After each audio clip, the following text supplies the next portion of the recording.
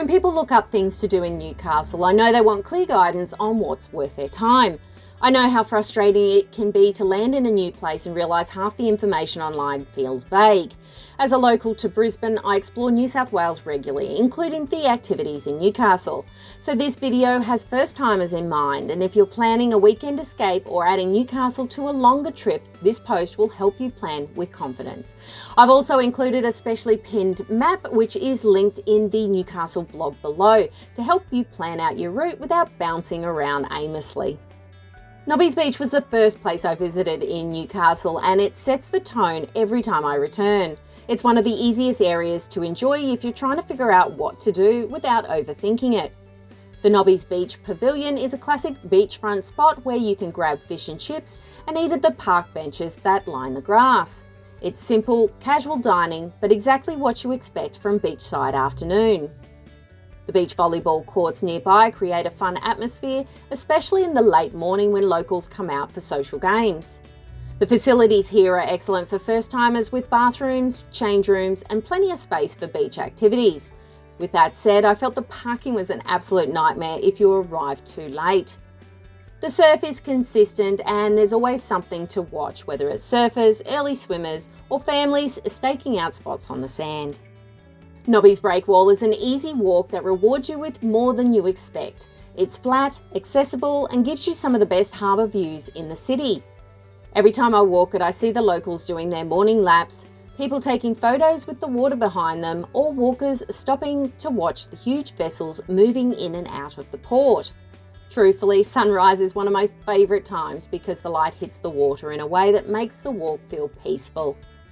The Breakwall is also a great spot for taking iconic Newcastle photos, including views back towards Nobby's Beach and up to the Lighthouse. You'll likely see surfers in the distance, and I could easily stand there longer than planned just watching the sets roll in. Along the way, there's plaques explaining bits of Newcastle's history and the port's evolution. These small stops add context and give first-time visitors a better sense of how significant the harbour has been. Nobby's Lighthouse sits on the headland above the beach, and even though the walk isn't long, it can be a bit steep. Built in 1858, it's one of the oldest landmarks in the area, and it still feels like a real working part of the coastline rather than just a tourist stop. The walk takes around 10 to 15 minutes depending on how often you pause and look back over the beach or the harbour. Once you reach the top, the views stretch right across the coastline, and you can watch the tugboats move the larger ships in and out of the port. The Lighthouse grounds opens on weekends, and the best part is that visiting is completely free. It's a simple area, so don't expect a cafe or gift shop, but I'll always recommend it to first-time visitors because it gives you a better sense of the city's layout.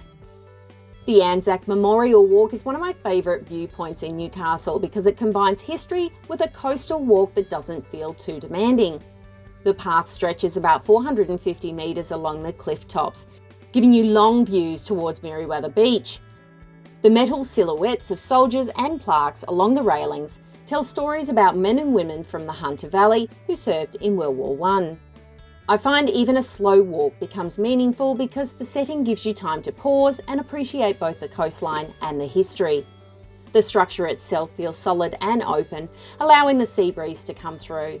When the swells are up, you can see the waves hitting the cliffs below, and it's easy to stay longer than planned just watching the ocean.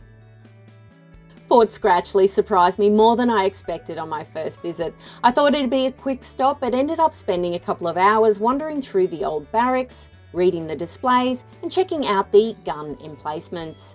The fort holds a lot of information about Newcastle's military history, including its involvement in World War II. If you're into museums or travelling with someone who likes old forts, this is one of the most interesting activities in Newcastle.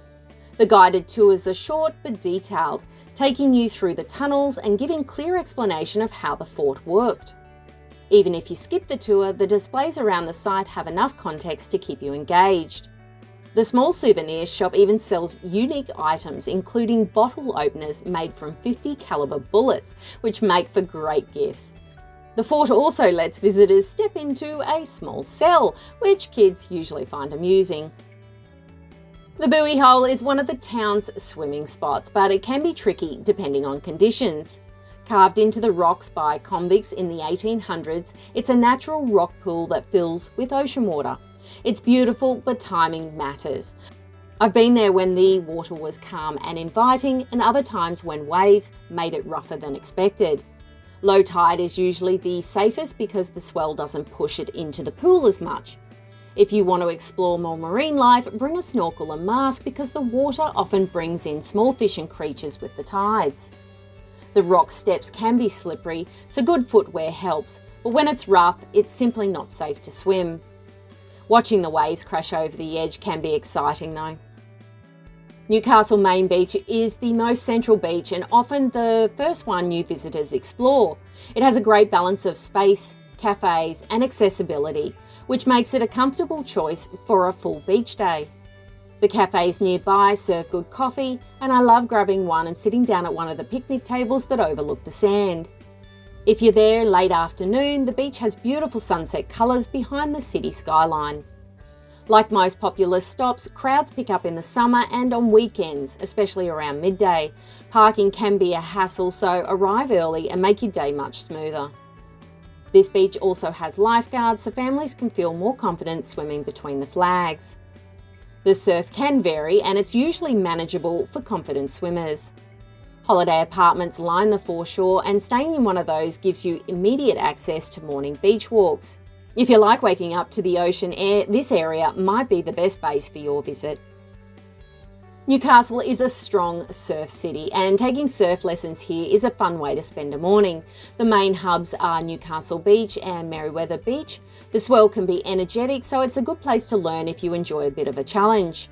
I found a local surf school at Nobby's Beach that offered friendly instructors and simple, clear instructions for beginners. Watching local surf is half the fun, because they make difficult waves look so easy. Surf lessons usually cost anything from $60 to $80 for a group session, and the boards and wetsuits are generally included. The ocean baths look like a giant outdoor swimming pool, but the water comes directly from the ocean. This gives you the feeling of ocean swimming without dealing with the big swell. At high tide or during rough weather, waves often crash over the edges, creating a dramatic effect. However, if you enjoy saltwater swimming, this is one of the best things to do in Newcastle.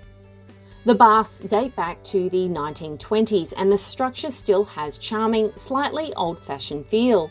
The water is pumped and naturally filtered through tidal movement, which keeps it fresh even on hot days. Families love it because there's space to spread out, and it's safer than open water swimming when the beaches get rough.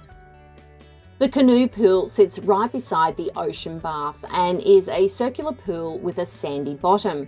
It's shallow and warm, making it ideal for kids or anyone who wants a gentle swim. Because it's lower maintenance than the ocean baths, it feels calmer and less intense. This pool is a popular choice for families who don't want to worry about sudden waves or deep water. What makes it interesting is how people explore the rock pools around it during low tide. Children love spotting small crabs and little fish that get trapped in the pools when the tide drops. While it doesn't have the same dramatic wave action as the ocean baths, the Canoe Pool makes up for it with its relaxed feel. Port Stephens feels close enough to Newcastle for a day trip, but I think it deserves its own dedicated stay for at least 2 to 3 days. The area offers a long list of things to do, including sandboarding on the Stockton, camel rides, dolphin cruises, whale watching, fishing charters, and some of the nicest beaches in New South Wales. Nelson Bay and Fingal Bay are popular choices for swimming and exploring. If you're planning your visit, I'll put a video out soon on the more attractions in Port Stephens.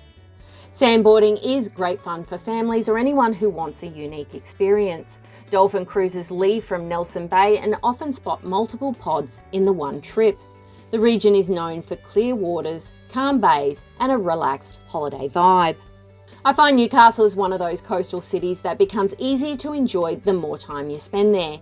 It's an easy escape or a day trip from Sydney, or you can click here to look for other great stops along the coast between Sydney and Brisbane. Otherwise, please give me a thumbs up if you've enjoyed today's video. Thanks so much for watching, and I'll see you for the next one.